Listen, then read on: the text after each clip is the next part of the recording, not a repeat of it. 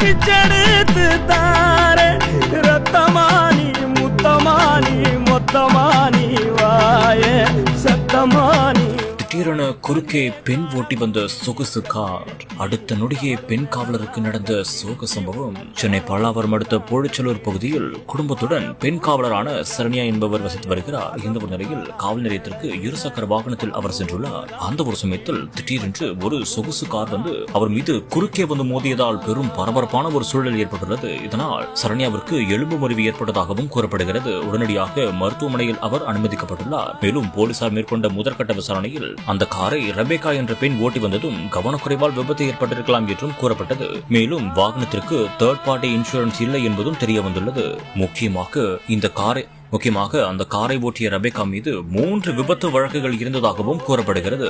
இந்த ஒரு சம்பவம் பெரும் பரபரப்பையும் அதிர்ச்சியையும் ஏற்படுத்தியிருக்கிறது.